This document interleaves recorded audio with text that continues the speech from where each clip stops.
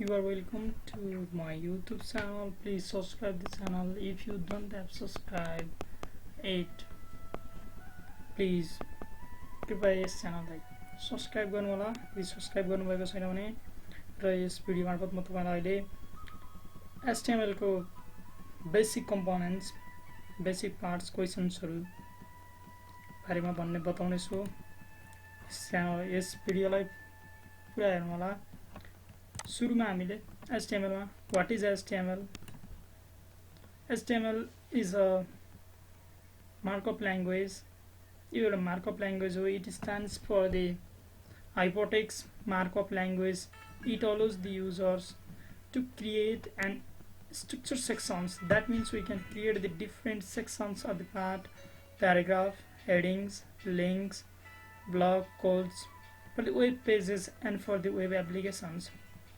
HTML मा चाहिँ हामीले यो कोडहरुलाई युज गरेर HTML को टेक्स्टलाई युज गरेर हामी different web pages, website, different structures, paragraph, heading, ब्लग्सहरु बनाउन सक्छौं। We invented HTML and when?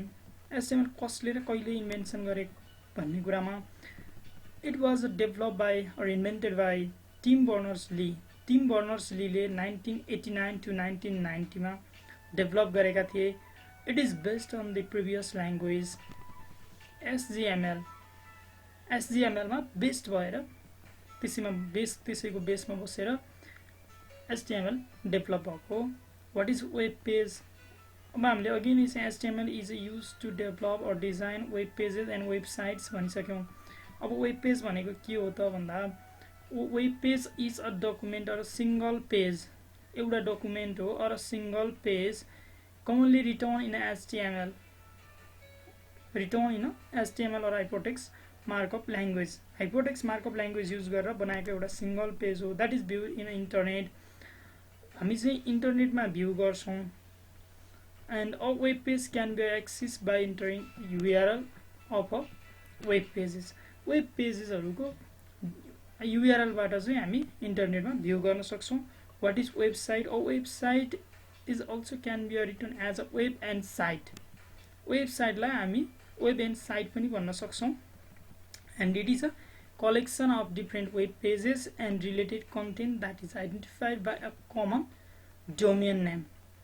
एउटै कमन डोमेन नेम भित्र डिफरेंट पेजेसहरु राख्न सकिन्छ। लाइक स्कुलको एउटा नेम भित्र कुनै स्कुलको नेम भित्र स्कुलको डिफरेंट पार्ट्सहरुलाई राख्न सकिन्छ। Like teacher activities, students activities, about etcetera. त्यो सबै चाहिँ के हुने भयो?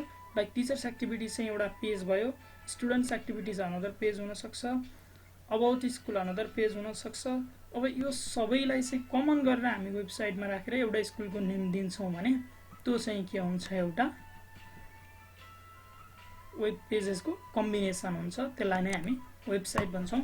Like as a examples www.ekantipur.com and okay, what is www?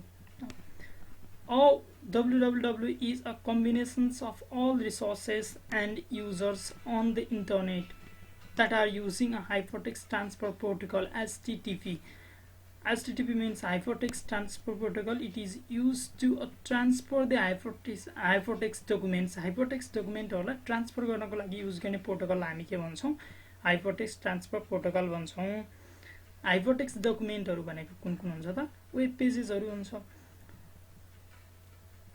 A broader definition comes out from the www. Now, what is home page? Home page means it's a main page of website. Home page भनेको चाहिँ के हो? Main page हो। That means first page of website also. हामीले link गरेर कुनै साइटलाई open गर्ने बेलामा सुरुमा जुन पेज खुल्छ त्यसैलाई हामी के भन्छौं? Home page भन्छौं।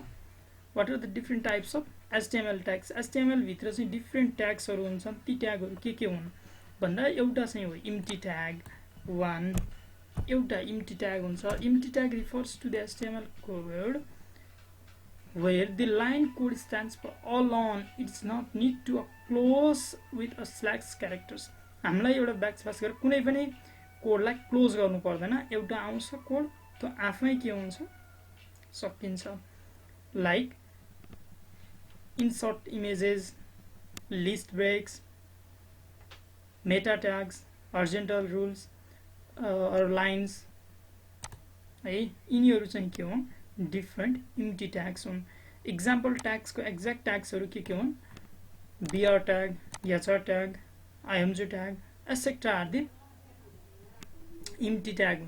Pure tag means it's need to close the tag or it has pure place so that we can keep the different documents or the data between the tags. Tag को बीचमा हामी के राख्छौं अरु डकुमेन्टहरु राख्छौं टेक्स्टहरु राख्छौं भने त्यसलाई हामी के भन्छौं प्योर ट्याग भन्छौं. And the first tag is referred to the opening tag and the second tag refers to the closing tags for the HTML documents. हाम्रो HTML डकुमेन्ट को लागि फर्स्टमा युज गरेको ट्याग चाहिँ हामी ओपन ट्याग भन्छौं र लास्टमा हामीले जब सकिएर युज गर्छौं ब्याकस्ल्यास युज गरेर क्लोज गर्छौं त्यसलाई हामी क्लोजिङ ट्याग भन्छौं. लाइक यो HTML हेड भयो, यो दुईटा चाहिँ हाम्रो ओपनिङ ट्याग नै भयो. यसैको लागि फेरि अर्को हाम्रो क्लोजिङ ट्याग गर्नु पर्यो भने चाहिँ के हुन सक्छ HTML, यो चाहिँ HTML को लागि क्लोज ट्याग भयो. अब फेरि हामी हेड को लागि पनि क्लोज ट्याग राख्न सक्छौं. हेड भयो. ओके, यो चाहिँ के भयो बेसिक नलेज अबाउट HTML. न अब चाहिँ हामी बेसिक डकुमेन्ट ट्याग्स हेर्छौं. बेसिक डकुमेन्ट्स ट्यागमा चाहिँ के हुन्छ भनेर हेर्नु पर्दा फर्स्टमा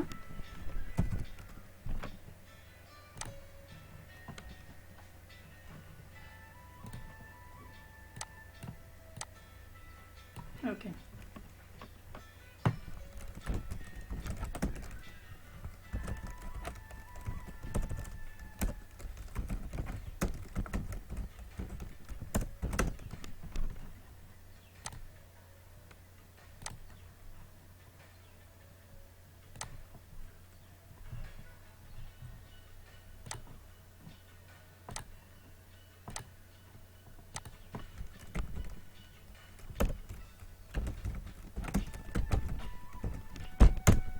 ओके.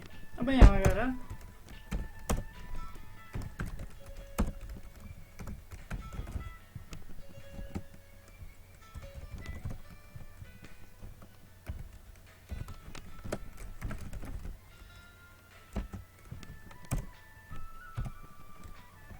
HTML tag, HTML भित्र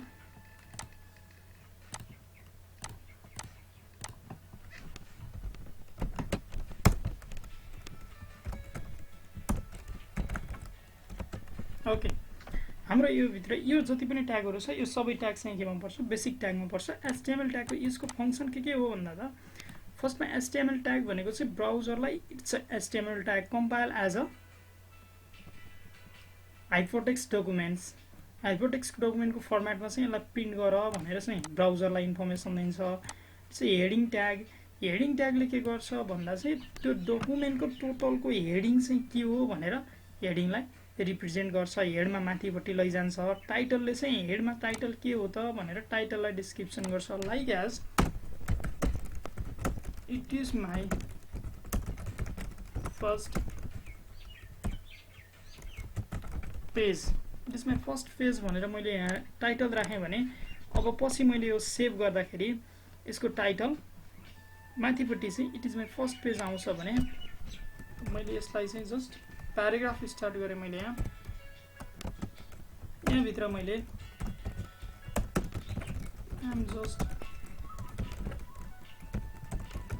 opening HTML document. मैले चाहिँ के राखेँ यो I'm just opening HTML documents राखेँ यहाँ भित्र.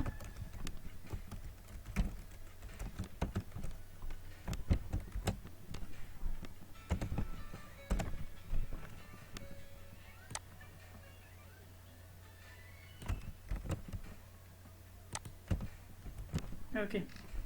अब यसलाई मैले फेरि सेभ गर्छु.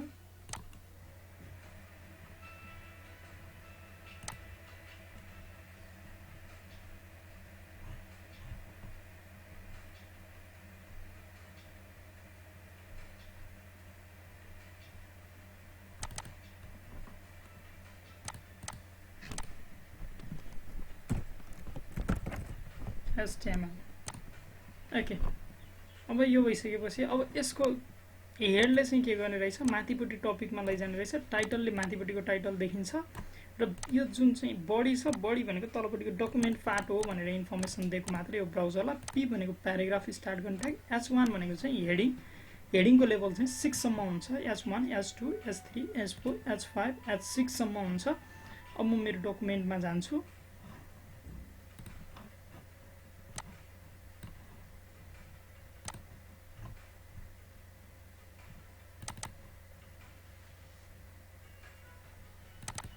मैले यो गरेको फाइल चाहिँ यहाँ चाहिँ वेब फाइलमा छ अब यहाँ तिमी हेर्नुहोस्